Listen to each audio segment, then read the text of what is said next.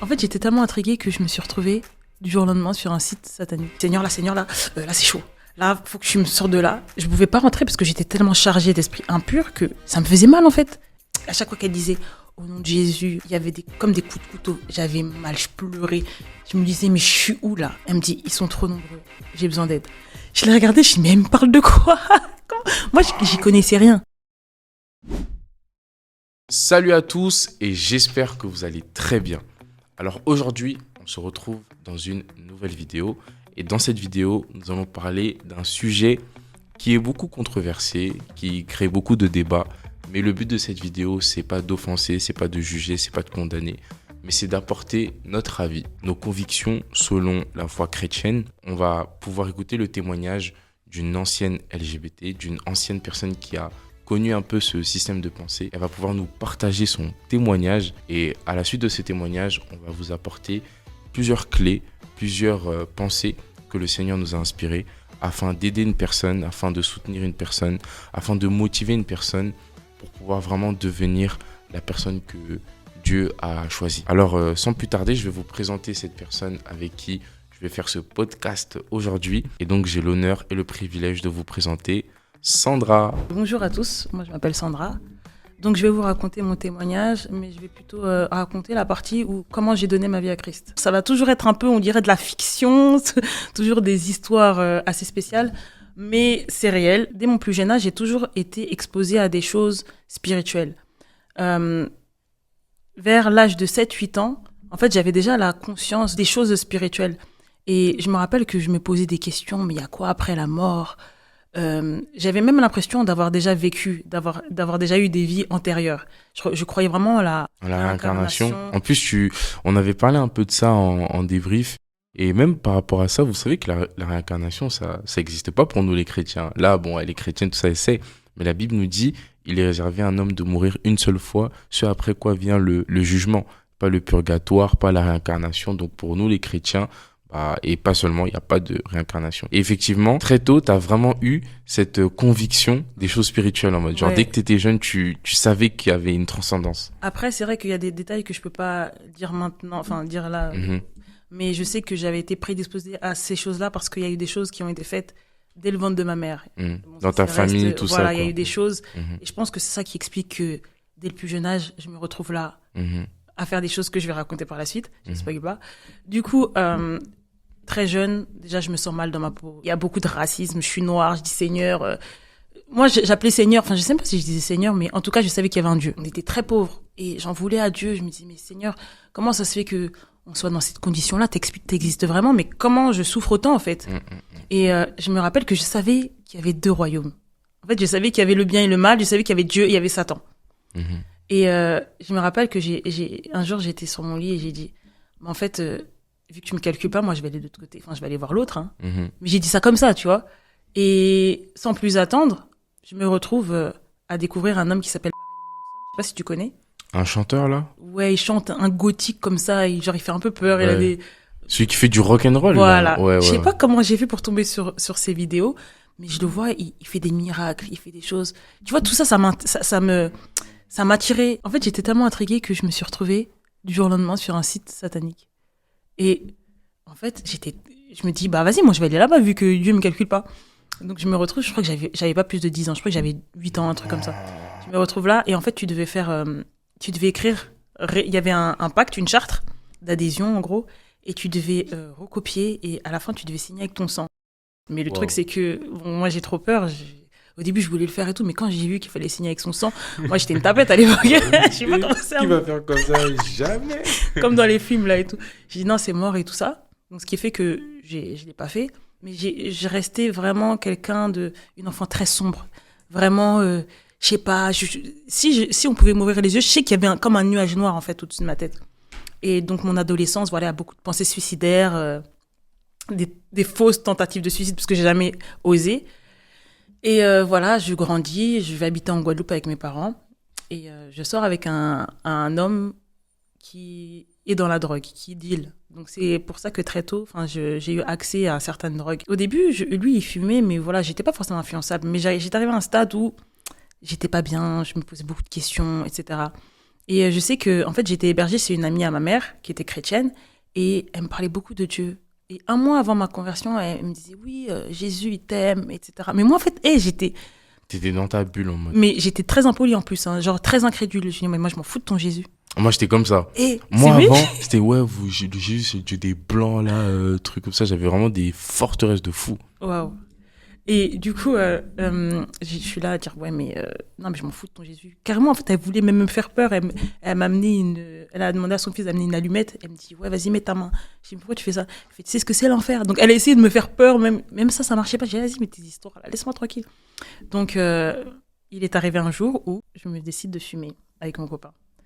Donc je sais pas si c'est la première ou la deuxième Là, vous fois. êtes posé là, mode. Ouais, dehors sur un banc et tout ça. Je crois que c'était dans les premières fois, c'était pas la première fois. Et donc je suis là et tout, tranquille, on fume de l'herbe et tout, nanana. Après je me mets à rigoler. Et je vois, il y a un truc bizarre dans mon corps. Et je commence à faire une attaque de panique. Donc on appelle ça un bad trip. J'arrivais plus à respirer de manière automatique. Je commence à faire, j'arrivais plus à respirer normalement, je commence à paniquer, Crise d'angoisse? Suffoquer. Ouais, c'était une crise d'angoisse, mais en même temps, en fait, c'est parce que je n'arrivais plus à respirer normalement. Donc mon copain, il commence à voir que je suis pas bien. Tu vois, comme dans les films, j'ai vu toute ma vie défiler. J'ai cru que j'allais mourir. Genre, après, je vois la lumière blanche. Waouh. Et je crie Jésus. Ton subconscient, quand même, a compris que s'il y a drap, on appelle Jésus. Je crois bien. Et donc, du coup, t'es en train de faire avec ton copain. Et là, tu sens que vraiment, t'es en train de perdre le contrôle. Tu vois ta vie défiler, papa, Lumière et blanche. boum, lumière blanche. Et là, j'appelle Jésus. Je sais pas pourquoi, c'est le nom qui m'est venu. Et quand je crie Jésus, je reviens à moi. Et il me dit, qu'est-ce que tu veux que je fasse et tout. Je dis, je sais pas, va chercher de l'eau. Parce qu'en fait, je devais me concentrer pour respirer. Et c'est comme si j'avais un trou dans la gorge. En fait, je respirais mal, c'était trop bizarre. Donc j'essaie de me calmer. Et quand il est parti, j'étais sur ce banc, en 2008, en février. Et quand il est parti, là, j'ai prié. J'ai dit, Seigneur, là, là, c'est chaud. Là, faut que tu me sors de là. Et j'ai fait une prière qui, je ne savais pas que ça aurait été l'alliance que j'ai fait avec Dieu sans le savoir. Et je sais même pas pourquoi j'ai dit ça. Regarde ce que j'ai dit. J'ai dit, Seigneur, si tu me sors de là, je te servirai toute ma vie. Ah, ça, Voilà. tu l'as dit. C'est Voilà. toi qui l'as dit. Oui, moi, j'ai dit ça comme ça. J'ai vraiment, franchement, Dieu, vraiment, il garde. Mais je crois qu'on a tous fait cette prière. Hein. C'est vraiment une dinguerie. Hein. Genre, à chaque fois que quelqu'un a quitté le monde pour venir à Christ et que vraiment Jésus lui a tiré sa veste, on a toujours fait cette prière en mode c'est bon, si tu me sors de cette situation, je te promets, je vais te servir toute ma vie. C'est vraiment. Non, mais là, c'est quand c'est chaud, là, tu vois. Et je te servirai toute ma vie. Mais moi, j'ai dit ça sans réfléchir, vraiment. Je me rappelle, j'ai chanté un chant et mon copain, il est revenu. Ça s'est calmé. Mais en fait, je voulais vraiment me concentrer. Donc, je rentre chez moi. En fait, moi, je pensais que je devais aller à l'hôpital. Et lui, il me dit, vas-y, rentre, que la tante t'amène à l'hôpital et tout. Elle est pas là, il y avait que ses enfants. Elle était dans une église, justement, en train de prier. Elle appelle sa mère. J'ai dit, ouais, faut que t'appelles ta maman. Là, je suis pas bien et tout. Et elle-même, elle voit qu'il y a un truc qui ne va pas. Donc, quelques minutes après, sa mère arrive. Elle me dit, Sandra, qu'est-ce qu'il y a? Et je dis, faut que tu m'amènes à l'hôpital. Elle me dit, j'ai prié pour toi. J'ai regardé comme ça. Je dis, mais dans ma tête, je dis, qu'est-ce qu'elle raconte, elle? J'ai besoin d'aller à l'hôpital. Qu'est-ce que tu veux me prier pour moi? On est allé dans la chambre avec sa fille. Et là, dinguerie. Waouh. Qu'est-ce qui s'est passé? What happened? Toujours des histoires rocambolesques. Wow. Elle me dit, elle m'impose les mains comme ça, parce que t'as mal où je dis là. Puis je commençais à faire une crise. Elle m'impose les mains là. Et derrière, il y avait le lit. Et je crois qu'elle savait ce qu'elle faisait. Derrière, il y avait le lit. Et je tombe à la renverse là, blackout. Je me rappelle juste que j'étais sur le lit. J'étais là en train de crier. Elle disait, au nom de Jésus. Attends, pause. Quand j'étais sur le banc, j'ai dit, quand j'ai fait la prière à Dieu, j'ai oublié de dire que je lui ai dit, Seigneur, je veux te servir et tout, mais je voudrais que tu te révèles qui tu es réellement. Parce que je savais que Dieu existait, mais il y avait Allah, il y a Bouddha, il y a tout ce genre de prophète Jésus. Moi, je ne savais pas, en fait. Et j'ai vraiment demandé à Dieu qui se révèle comme Dieu, le Dieu véritable. Enfin, vraiment, révèle-toi qui tu es réellement. Et donc, du coup, parce que j'étais très ouverte d'esprit, moi, franchement, mais c'était Allah qui s'était présenté. Moi, j'allais suivre Allah. Et du coup, voilà, je suis sur ce lit. Et en fait, elle dit, au nom de Jésus. Dans mon esprit, c'est comme si je voyais des silhouettes. C'est comme si comme s'il y avait un feu. On dirait que j'étais je sais pas où est-ce que j'étais. Je voyais des silhouettes. À chaque fois qu'elle disait, au nom de Jésus, wow. Il y avait comme des coups de couteau. J'avais mal, je pleurais. Je me disais, mais je suis où là? C'était une dinguerie. Ça durait peut-être 10 minutes, je sais pas la notion du temps. Et elle me dit, ils sont trop nombreux.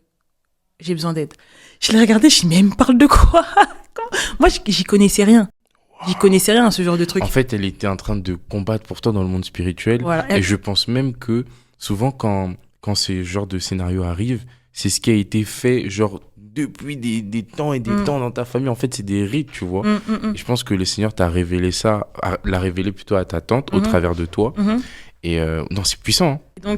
Et donc, du coup, elle prie et tout. Elle me dit, ouais, ils sont trop nombreux.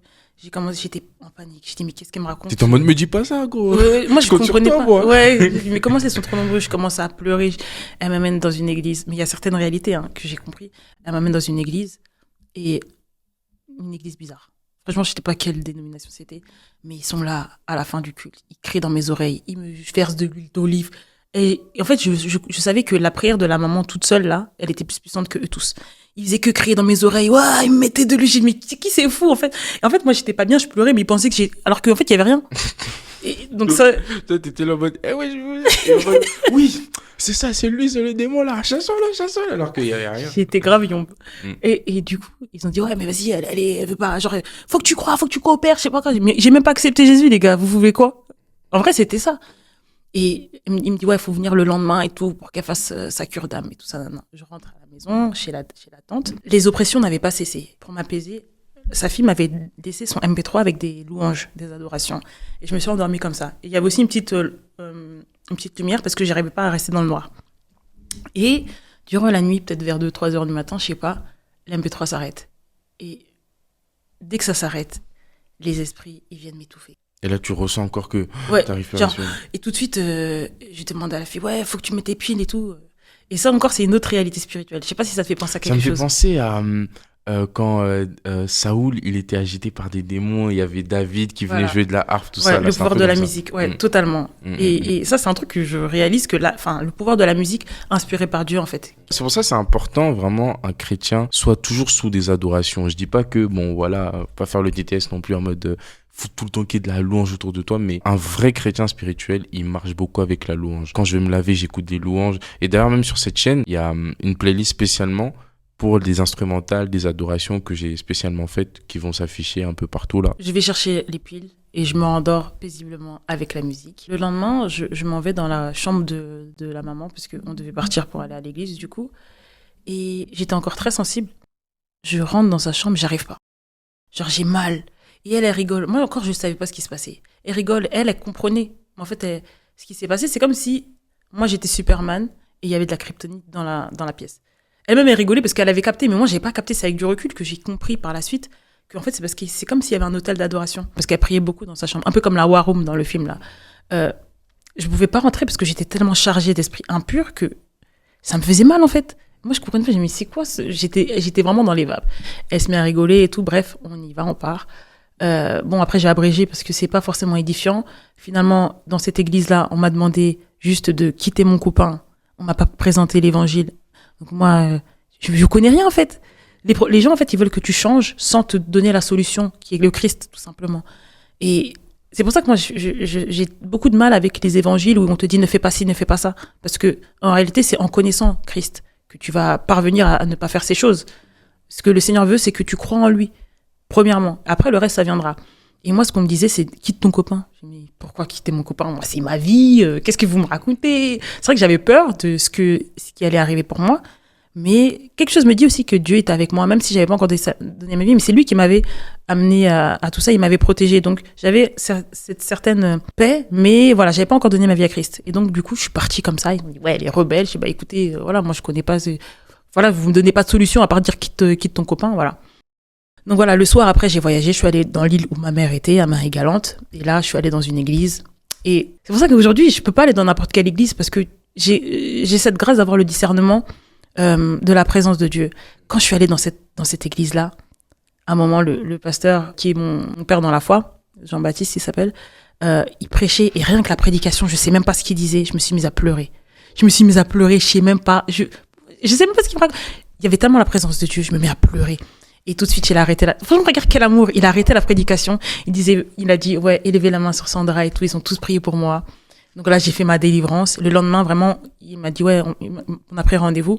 Il m'a parlé, il m'a expliqué l'évangile, voilà, Jésus est mort pour toi. Voilà, j'ai fait ce qu'on appelle la cure d'âme, mais c'était pour lui expliquer mes problèmes. Et à partir de ce moment-là, j'ai vraiment donné ma vie à Christ. Waouh. Voilà. Franchement, un parcours très, très, très inspirant. Pourquoi ? Parce qu'on passe d'une personne qui avait un cœur vraiment endurci à une personne qui aujourd'hui témoigne de Jésus-Christ. Donc c'est vraiment une preuve pour vous dire qu'il n'y a pas de cœur trop endurci pour l'évangile. Il n'y a pas de cœur trop endurci pour entendre l'évangile de Jésus-Christ. Donc on va passer dans la deuxième partie de notre podcast. Partagez cette vidéo parce que ça va en aider plus d'un. C'est parti. Dans cette deuxième partie de notre podcast, on va parler, je pense qu'avec la miniature, vous avez sûrement dû comprendre qu'on allait parler de l'homosexualité. Tout ce qui est relation entre même sexe, etc., etc. Une chose en tout cas qui est sûre, c'est que ce soit moi ou Sandra, on est contre les chrétiens qui critiquent, qui jugent, qui condamnent, qui suspectent. On croit vraiment que déjà c'est une grâce d'être sauvé. La Bible dit nul ne vient au Père si le Père ne l'a attiré. Donc rien que le fait d'être chrétien et de connaître la vérité, c'est une grâce. Et il y en a même qui condamnent les homosexualités alors qu'ils se masturbent. Les masturbateurs, ce sont des homosexuels qui s'ignorent. Pourquoi ? Parce que quand tu te masturbes, tu couches avec toi-même. Donc si t'es un garçon, tu couches avec un garçon. Si t'es une femme, tu couches avec une femme. Et d'ailleurs, tu commets même un double péché. Donc avant de regarder la poussière dans l'œil de l'autre, voyons vraiment la poutre qui est dans notre œil. Jésus était le saint des saints, mais malgré ça, il mangeait avec les pécheurs et il les a sauvés. Par son amour, il a sauvé les gens en faisant abstraction de sa sainteté, quoi qu'il était saint. Mais il a compris qu'on sauve les gens par l'amour et par la grâce en fait. Et donc vraiment dans cette seconde partie, le but c'est pas de juger, le but vraiment c'est de partager l'évangile de Jésus-Christ avec amour et c'est ce qui va être fait. Et on croit vraiment que de cette manière-là, on pourra ramener le plus de personnes à se repentir et à accepter la main de Jésus. La première clé que je vais apporter, c'est au niveau des faux raisonnements, pas seulement concernant tout ce qui est homosexualité ou troubles de l'orientation sexuelle, etc. Mais c'est concernant le fait que les gens souvent vont dire que oui, mais je sens ça en moi. C'est-à-dire dans mon corps ou dans ma chair ou en moi ou dans mes pensées, je sens que j'aime les personnes du même sexe que moi. Oui, mais le truc c'est que tu n'es pas ce que tu sens. Parce que les sentiments mentent. Sentiments. Les sentiments ne sont pas la vérité. Vous savez, on a fait une expérience sociale. Un jour, on a aveuglé, on a bandé les yeux de plusieurs personnes, de 10 personnes, je crois. Et on a mis des seaux d'eau fraîche devant eux. Il y avait vraiment de l'eau qui s'était hyper froid. Et on leur a dit, vous allez mettre votre main dans cette eau qui est hyper chaude le plus longtemps possible. Et tu sais, qu'est-ce qui s'est passé ? Dès qu'ils mettaient leurs mains, comme on leur a conditionné que c'était de l'eau chaude, dans leur tête, la sensation de froid soudaine, c'était du chaud. Et du coup, ils ont enlevé direct leurs mains. Alors que, tu vois, ça chauffait pas. Et eux tous, ils ont enlevé leurs mains. Et quand on a enlevé le bandeau de leurs yeux, ils ont vu, mais ils ont dit, mais wesh, mais c'est... Bon, ils n'ont pas dit wesh, mais ils ont dit que c'est de l'eau froide, quoi.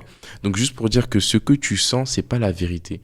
La vérité, justement, c'est que l'eau est froide et elle est pas chaude. La vérité, c'est pas ce que tu sens. La vérité, c'est ce que Dieu dit de toi. Et ce que Dieu dit de toi, c'est dans sa parole. C'est dans ce type de livre qu'on va vous présenter à la fin. Voilà en tout cas ce que je peux dire par rapport à ce premier faux raisonnement. Je ne suis pas ce que je sens. Je ne suis pas, je ne porte pas le nom de mes combats, mais je porte le nom que Dieu me donne. Qu'est-ce que t'en penses ? Tu as tout dit. Qu'est-ce que tu veux que je raconte ? Ah non, mais tu m'as béni aussi parce que t'as... Ouais, je vais aller dans ton sens et ce que tu as dit, c'est réel.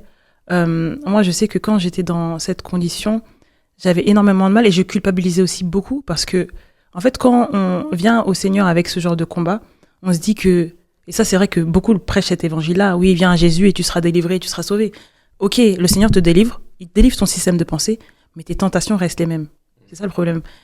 La Bible dit que Dieu a condamné le péché dans la chair. La chair, on ne la sanctifie pas, on la crucifie. Et c'est un travail qu'on doit faire tout au long de notre marche avec Christ, tout simplement. Comme tu l'as bien dit, le combat en soi, c'est pas focalisé vers le péché. Parce que si tu fais du péché ton numéro 1, ça veut dire je dois abandonner, je dois truc, etc. Ça, justement, c'est absolument... Enfin, c'est pas ça qu'il faut faire, quoi. Moi, je pense plutôt que la bonne chose à faire, c'est vraiment de fixer les yeux sur la croix, de fixer les yeux sur le Créateur. Parce que justement, le problème avec ce système de pensée, c'est que les gens vont se définir eux-mêmes ce qu'ils sont en fonction de ce qu'ils sentent. Alors que toi, tu es une créature et tu as un créateur. Et c'est au créateur de définir qui tu es. Une créature qui se prénomme, c'est soit de l'orgueil ou soit c'est de l'idolâtrie. En mode, je suis comme ça, je me revendique étant comme ça. Mais tu vas te détruire parce que ta conscience va te témoigner que c'est pas ça que tu es.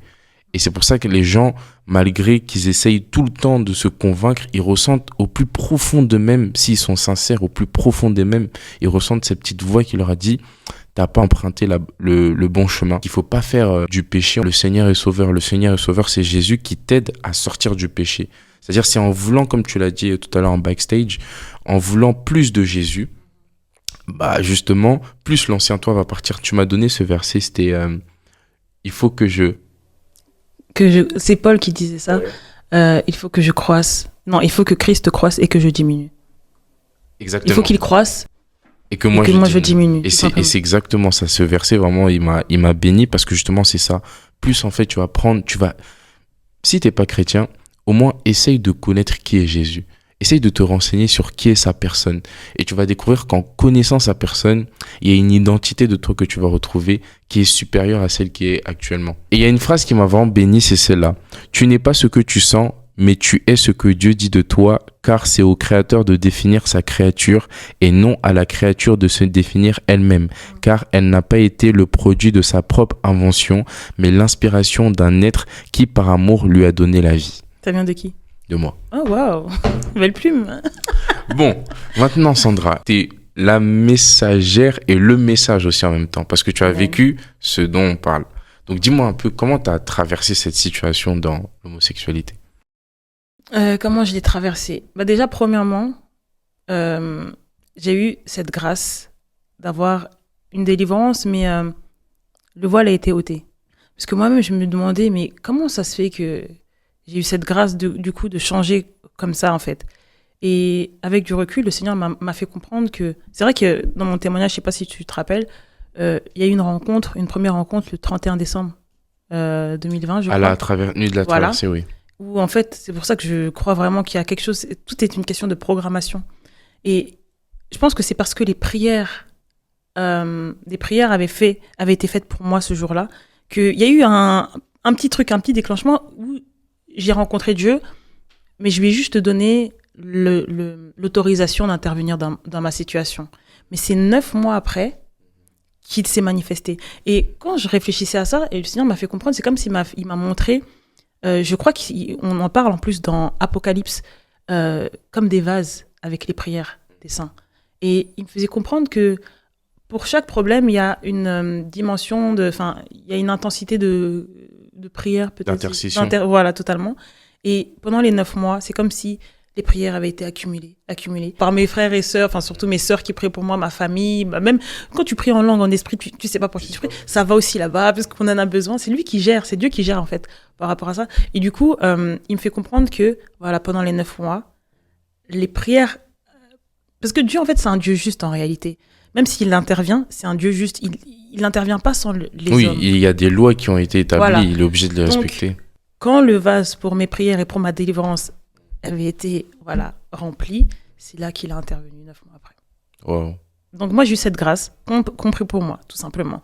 Donc c'est pour ça que quand vous voyez une personne qui est dans cette condition, a une attirance pour le même sexe, des fois, les raisonnements, ça va servir à rien. Moi, tu pouvais venir Pourtant, je connaissais la parole, mais j'étais voilée, j'avais une forteresse. Donc, tu viens me sortir... En fait, j'ai un raisonnement qui est propre à moi. La Bible dit que c'est le Saint-Esprit qui convainc de péché. Donc, en fait, pour déjà arriver à cette étape-là, c'est la prière. Prière, parce que tu peux pas venir en mode oui mais je te dis que c'est ça mais tu sais t'as soulevé un point tellement pertinent parce que mais même là carrément je me rends compte que mais en fait des fois on est à côté de la plaque concernant ce péché. On est en mode oui mais c'est pas bon, c'est contre nature et nanani et nanana, alors que la personne des fois elle est en mode mais qu'est-ce que tu me racontes? Peut-être même il y a une personne elle regarde cette vidéo elle se dit mais c'est des fous en mode pour moi c'est totalement normal. Et justement toi t'étais vraiment dans cette optique là en mode vous dites n'importe quoi. La clé que t'as abordée, c'est la clé que le pasteur Yves Castano aussi avait apportée pendant la semaine royale, le fait d'intercéder. En fait, une personne a plus besoin de ta prière que de ton jugement. Amen. Ça, là, vraiment que ça reste toujours dans ton esprit. Une personne a plus besoin de ta prière que de ton jugement, ta condamnation, etc. Par ta prière, tu peux humidifier son cœur pour qu'un jour, une parole puisse toucher son cœur. Au lieu d'être là en mode marteau. Franchement, désolé de parler de ça par rapport au JO. Tu vois, c'est pour ça que moi, j'ai pas trop parlé, parce que moi, j'ai plus eu de la compassion pour eux. Comment vous voulez demander à un peuple qui est aveugle de marcher droit? Priez juste. En fait, c'est pas, on est là, oui, vous avez offensé notre, mais en vrai, enfin, tu sais qui tu es, toi. Tu as la grâce d'être sauvé. Pourquoi se rabaisser à ça, en fait? En plus du fait que c'est écrit qu'on va être blasphémé, persécuté, etc. Oui, merci. Donc voilà, c'était la petite parenthèse. On la ferme. Voilà. Il y a pas longtemps, il y a un jeune homme qui a vu mon témoignage et qui m'a demandé, ouais, mais moi j'aimerais bien délivrer, je fume de la beuh et tout. Je lui ai dit, mais en fait, gars, moi je voulais pas lui dire arrête, ça sert à rien. Je lui ai dit, connais. Tu dois croire en Dieu. Déjà, croire. Il y a un verset que j'aime beaucoup, Jean 6, verset 26. Il lui dit, que devons-nous faire pour faire les œuvres de Dieu? Jésus lui répondit, l'œuvre de Dieu, c'est que vous croyez en celui qui a envoyé. Il y a aussi un autre passage qui dit dans Jean 1, verset 12, mais à tous ceux qui l'ont reçu, à ceux qui croient en son nom, elle a donné le pouvoir de devenir enfant de Dieu. Donc déjà, premièrement, pour avoir cette capacité à dominer sur le péché, c'est déjà premièrement sois enfant de Dieu. Parce que c'est de là, en fait, que tout va sortir. Tu peux pas, en fait, combattre par toi-même. Même moi, quand, du jour au lendemain, j'ai été délivré instantanément de la cigarette, et le matin, ma prière, c'était Seigneur, là, c'est chaud, j'essaye par mes propres forces, j'ai envie de fumer. Toute la journée, j'ai résisté. À la fin de la journée, j'ai pris ma clope. Et là, c'est là qu'il m'a délivré. C'est vraiment, c'est des prières sincères. Seigneur, vraiment là, en fait, c'est ça la repentance. C'est Seigneur, là, je peux pas. Par moi-même, c'est ça, en fait, la repentance. C'est, être sincère devant Dieu. Voilà, tout simplement. C'est pas des longues prières. C'est vraiment, tu le désires d'un cœur sincère. Seigneur, je veux te plaire. Je veux faire ta volonté. Je sais que c'est mauvais pour moi. J'arrive Aide-moi. pas. Et c'est sûr qu'il répond. Peut-être pas du jour au lendemain, peut-être pas comme moi, mais il le fait, c'est sûr. Si tu le fais d'un cœur sincère, c'est sûr qu'il le fait. Mais par contre, par rapport à l'homosexualité, moi, je me rappelle que j'étais là en train de pleurer. Je me rappelle que j'avais ce livre du pasteur Yvan Castanou sur la chair, crucifier la chair. J'étais là en train de pleurer. Je me condamnais moi-même. Je dis, mais Seigneur, je sais que c'est mauvais, mais moi, j'aime ça. Enfin, le truc, c'est que je savais que c'était mauvais à un moment quand il m'a délivré par rapport à mes pensées, mais j'aimais. Enfin, je luttais, en fait. Et à un moment, il m'a dit, mais Sandra, moi, je te demande pas, en fait, c'est toi qui fixes tes yeux vers l'homosexualité. Moi, je te demande ton cœur, en fait, tout simplement. Je te demande de me connaître. Et ça c'est la deuxième partie. Wow. C'est le connaître. En le connaissant, Jean 8, verset 32 dit, vous connaîtrez la vérité, et la vérité vous affranchira. Tout simplement. Et quand tu vas un peu plus haut dans le verset 31, demeurez dans ma parole. Parce que là, tu demandes, c'est quoi la solution? La Bible dit, demeurez dans ma parole et vous serez mes disciples. Donc le fait de demeurer dans la parole de Dieu, c'est ça qui te maintient dans une... Et en plus, tu sais, mais c'est terrible parce que, tu vois, là, ce que tu es en train de dire, j'avais justement préparé tu vois, une espèce de compilation de tout ce que Dieu dit de toi en fonction de la parole. Amen. Je peux les dire? Vas-y. Alors déjà, il y a 1 Jean 3, verset 20.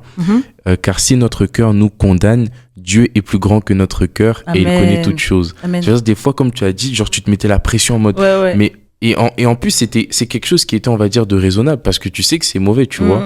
Mais Dieu est au-dessus de tout ça, en fait. Il connaît toutes choses dans le sens où il connaissait ton cœur en vrai, tu vois. C'est pour ça, déjà, la première chose, c'est pas de culpabilité parce que Dieu, c'est un collaborateur en ce qui concerne la délivrance. C'est pas un accusateur. C'est le diable l'accusateur. Le fait que tu es une nouvelle créature, c'est ce que la parole de Dieu dit par rapport à toi, c'est que tu es saint, sanctifié par Jésus-Christ. D'ailleurs, si tu peux dire avec moi, je suis saint. Je suis saint.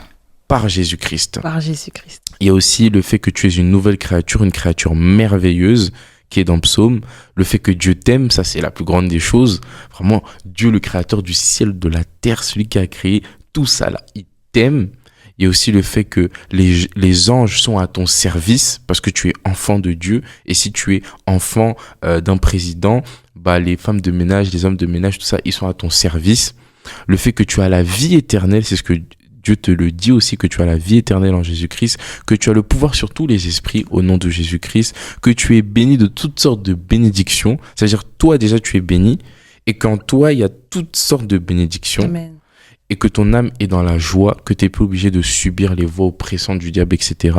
Et que tu es réconcilié avec le Père. Et pour moi, ça, c'est pareil, l'une des plus grandes choses, l'une des plus grandes grâces de la connaissance de la vérité, c'est qu'on a le droit d'avoir une relation intime avec papa. Ça, c'est la base. Donc oui, connaissance de la vérité, demeurer dans la parole. Demeurer dans la parole. Et ce que j'aime beaucoup dans le verset 32, quand on dit vous connaîtrez la vérité et la vérité vous affranchira, ça j'en parle dans la surprise qu'on va donner à la fin, je vais pas spoiler. Affranchir, en fait, j'ai fait des recherches et affranchir vient du mot grec, je sais pas si je vais bien le dire, elutéro, qui signifie rendre libre, donc affranchir, rendre libre, mais aussi amener à la liberté de la domination du péché. Moi j'ai trouvé ça ouf. Wow. Donc en fait on te dit, vous connaîtrez la vérité vous affranchira, mais dans l'affranchir là, il te rend libre, mais il te donne la capacité de dominer sur le péché. Il te rend, en fait, c'est ça la grâce de Dieu. Ah, en fait, il y a un changement de force entre ce que tu sens et ce que tu es. Ça veut dire, la vérité te rend capable de ne plus être contrôlé par tes sensations, par tes émotions, mais par la parole de Dieu. C'est ça que tu es en train de dire, en fait. C'est pas exactement ce que je veux dire, mais effectivement, mais t'as raison. C'est complémentaire. Ouais, c'est complémentaire. T'as complété le truc. Ouais. Et c'est ça qui m'a, quand j'ai vu ça, j'ai dit, ah ouais. Parce qu'en fait, on veut faire par nous-mêmes, mais c'est en connaissant la vérité, en connaissant le Christ, en fait, il te donne la capacité, même dans le salut, tu as la capacité, en fait, de dominer. Parce que des fois, on veut le faire par nous-mêmes. Mais c'est pour ça que même, tu peux pas dire à une personne qui ne connaît pas le Christ, oui, change, fais ceci, fais cela. Non, pousse la personne à connaître la source. Et ça viendra. On sert un Dieu saint. La Bible dit, soyez saints comme votre Père céleste. On doit servir Dieu dans la consécration. Et moi, je suis autant authentique sur ce type de verset qui dit que les impudiques, les voleurs, les menteurs, les homosexuels et toutes ces choses-là n'hériteront pas du royaume des cieux. C'est des versets aussi qui sont clairs. Donc, c'est vraiment d'une extrémité à l'autre. L'objectif de cette vidéo, c'est de faire comprendre. On a beaucoup présenté des versets qui étaient francs, qui étaient directs. Mais ces versets-là, on va dire, n'ont pas permis à amener beaucoup de personnes à Christ.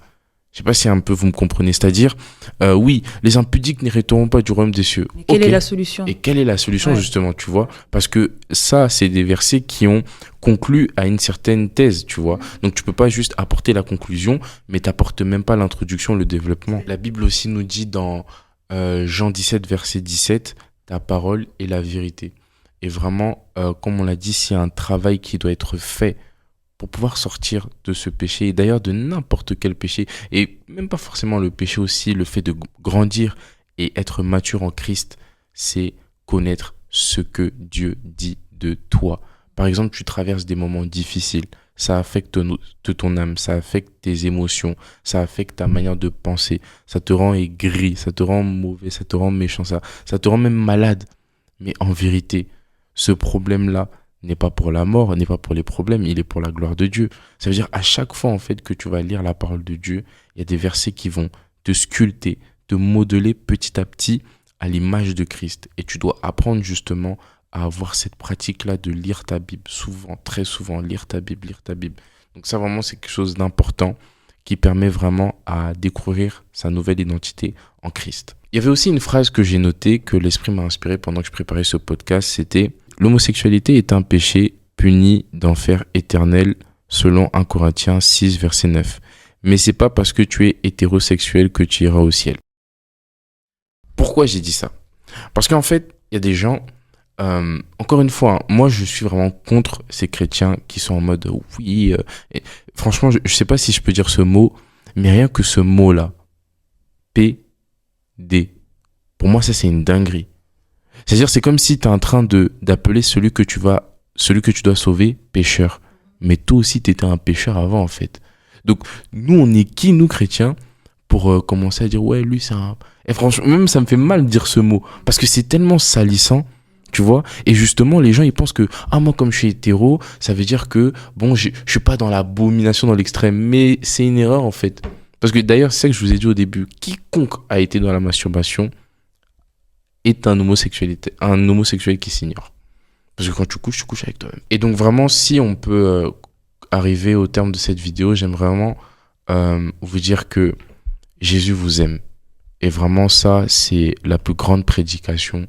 C'est que peu importe ce que tu as fait, il ne voit pas à tes fautes. Peu importe ce que tu penses, il ne voit pas à tes fautes. Je suis pas en train de parler à un chrétien, ni à un non-chrétien. Je parle juste à un cœur qui a besoin d'entendre cette parole. Jésus t'aime, il est là pour toi. Et si seulement tu acceptes de lui ouvrir ton cœur, il va juste rentrer dans ta vie et il va te faire du bien. Il y a un proverbe qui dit que dans le cœur de chaque homme, il y a un vide en forme de Dieu que seul Jésus peut remplir. Et peu importe ta manière de vouloir t'auto-satisfaire, t'auto-faire plaisir, tout ce que tu veux, rien ne peut être à l'image, à l'envergure de ce que Jésus peut faire pour toi. On est tellement à la recherche du bonheur, du plaisir, etc. Et le fait même d'arriver dans certains extrêmes pour se procurer du plaisir, ça révèle tout simplement un manque de Jésus, un manque d'amour propre. Et cet amour propre, il n'y a que Jésus qui peut te le donner parce que c'est l'image que tu as perdue. Tu sais, moi avant, quand j'étais dans le monde, je vais pas mentir, j'étais dans tout ce qui est péché sexuel, etc., fornication, masturbation. Et comme l'a dit Sandra tout à l'heure, je sais pas en mode ouais, je pleurais. Ça plaisait à ma chair. Mais s'il y a un truc où je peux être aussi sincère, c'est que je ressentais quand même que mon cœur était vraiment vide. Et pour ça, vraiment, toi qui me regardes et qui est concerné ou pas par ce péché, sache que la solution, c'est Jésus, tout simplement. C'est lorsque la présence de Dieu entre dans ta vie. C'est lorsque tu sens la présence de ton Père et que tu arrives à exprimer ton amour pour Dieu. Parce que souvent les gens disent, oui, mais c'est l'amour, etc. Oui, mais l'amour, c'est qui ? L'amour, c'est pas un sentiment. L'amour, c'est une personne. Et cette personne, c'est Jésus.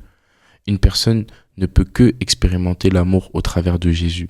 Tout amour qui est déconnecté de celui de Jésus, c'est pas le véritable amour. Et la preuve, c'est qu'il ne te remplit pas. Et si tu dois être sincère avec toi-même, c'est que jusqu'alors, toi qui n'as pas encore donné ta vie à Jésus, tu sens cette insatisfaction, cette boule en toi. Donc vraiment, j'aimerais vraiment conclure cette vidéo avec un petit temps de prière.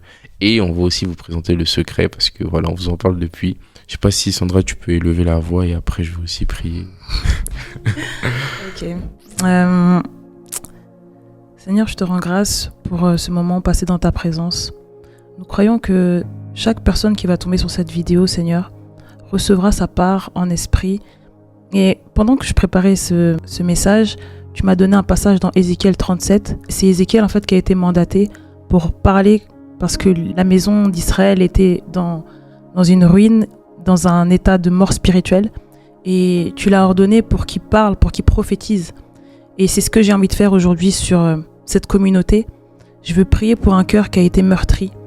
Et je veux appeler à la vie, Seigneur, tout ce qui a été mort, les cœurs qui ont été meurtris, je vais les appeler et je vais proclamer la vie. Afin qu'un cœur qui a été meurtri redevienne dans son état initial. Seigneur, que les pleurs, que les personnes qui sont meurtries, Seigneur, puissent revenir à la vie. Que toute personne, Seigneur, qui trouvait un découragement, qui s'était résignée, Seigneur, à te suivre à cause des raisonnements, à cause des jugements, Seigneur, puisse revenir à toi. Seigneur, nous prions pour que ton esprit, Seigneur, souffle des 4 vents et ramène tout ce qui était mort à la vie. C'est cette pensée vraiment que j'ai pour ce peuple, Seigneur. Seigneur, moi je crois que c'est possible parce que je suis un témoignage vivant que tu peux ramener toute chose qui était morte à la vie. Seigneur, nous te rendons grâce pour ce moment passé dans ta présence. Au nom de Jésus. Je prie, Père, pour toutes ces personnes qui luttent avec leur orientation sexuelle. Je prie, Père, pour toutes ces personnes qui sentent en eux des choses. Je prie pour toutes ces personnes qui cherchent la vérité mais qui ne la trouvent pas. Je prie pour toutes ces personnes qui ont ce désir de te connaître mais qui n'arrivent pas. Je prie pour toutes ces personnes qui se sentent mal, qui se sentent bizarres, dérangées, anormales. Je prie pour toutes ces personnes qui sont dérangées par des voix troublantes, oppressantes. Et je demande que ton règne vienne dans leur vie. Je demande que ton amour puisse remplir leur cœur au nom de Jésus. Nous reconnaissons, Père, que nous sommes incapables, nous sommes misérables, que sans toi, nous sommes vraiment des personnes remplies d'incapacité. Mais je bénis quand même ton nom parce que par ton esprit, tu nous rends capables de te satisfaire. Alors je prie pour que c'est ce même esprit qui a sorti notre sœur Sandra de ça puisse agir, opérer dans la vie de tous ceux qui sont connectés au son de notre voix. Au nom de Jésus, nous avons ainsi prié. Amen. Vraiment top. Bon, le secret. Alors, je ne suis pas un grand lecteur. Mais, il y a des livres, ce ne sont pas des livres. Ce sont des révélations écrites. Vous savez, on nous parle des Actes des Apôtres. Actes des Apôtres, c'est un livre qui n'est pas un livre. C'est juste tout simplement l'action, les actes composés des hommes qui ont marqué leur génération. Et aujourd'hui, on a devant nous une chrétienne, une femme qui a vécu des choses incroyables et qui a écrit ce livre, Épître d'une ancienne LGBT. Bon, je vais vous l'afficher en mieux sur la vidéo. Mais vraiment, sincèrement, je n'ai pas encore lu le livre. Mais j'en suis sûr qu'il y a tellement de bénédictions à l'intérieur parce que dedans, il y a tout ce que Sandra n'a pas dit parce que la vie de Sandra, vraiment, c'est... Vraiment. Mais par la grâce de Dieu, on bénit Dieu parce que dedans, on a tout ce qu'il faut pour vraiment connaître ce système de pensée, etc. N'est-ce pas? Pas que. Et pas que.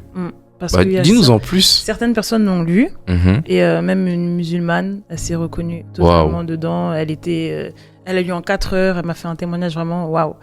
Et franchement, c'est vraiment ce livre-là, c'est mon bébé. Mais je suis tellement choquée parce que c'est pour ça que je veux vraiment aussi que chaque personne en fait croit en elle, vraiment en ce que Dieu a mis en elle. Parce que moi, à quel moment je vais écrire un livre en fait? C'est vraiment pas moi qui l'ai écrit. Et c'est même quand je vois, même je suis là, mais qu'est-ce que je suis ici en fait? Enfin, c'est vraiment le Saint-Esprit qui me conduit dans toute chose. Et quand je le lis, je suis une spectatrice.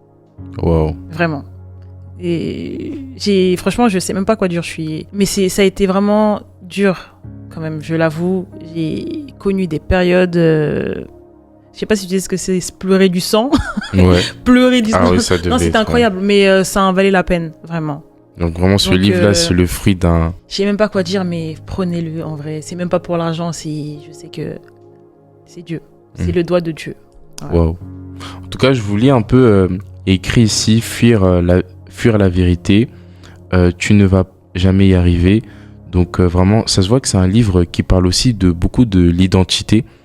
De l'autre côté, les 5 attaques majeures du maître du mensonge, l'adoration, j'ai perdu mon salut, le blasphème contre le Saint-Esprit, un esprit d'égarement, la grâce de Dieu, la véritable connaissance, une connaissance souillée, tel il est, tel nous sommes, notre mort. Donc vraiment, c'est des titres pertinents, vraiment très très pertinents. Il y a énormément de thèmes. C'est pas, en réalité, c'est vraiment pour tout le monde parce que c'est vrai que, comme je l'ai dit, en fait, moi j'étais focalisée sur l'homosexualité, mais le Seigneur m'a tellement enseigné par rapport à la foi, par rapport à l'adoration, par rapport à... Et je parle du blasphème du Saint-Esprit et tout parce que c'est quelque chose, surtout j'ai perdu mon salut, parce que c'est un thème qui touche beaucoup cette communauté, mais je pense pas que à partir d'un moment où tu persistes dans un péché, des fois tu as l'impression que Dieu n'est plus avec toi et que... Moi c'est ce que je croyais, hein. L'ennemi m'a beaucoup attaqué par rapport à ça, le fait que j'ai perdu mon salut, il n'y a plus aucune chance, et c'est ce que l'ennemi veut en fait, que tu ne te battes plus. Donc voilà, franchement il y a trop de thèmes et... Voilà. Alors, il sort quand le livre? Vraiment, là, c'est une exclue. Vraiment une exclue. Grâce. Là, je l'ai jamais... C'est une grâce. C'est ce matin là que je me suis décidée pour la date. Normalement, c'était censé être en septembre, mais il y a eu quelques péripéties. Et normalement, c'est le 11 octobre. 11 octobre. On retient 11 octobre. Ok. Voilà. En tout cas, on garde ça en prière. Vraiment, je vais prier pour que vraiment ça puisse sortir le 11 octobre comme prévu et que ça puisse bénir une multitude. Vous connaîtrez la vérité vous affranchira. Amen. C'est le cas de ce livre.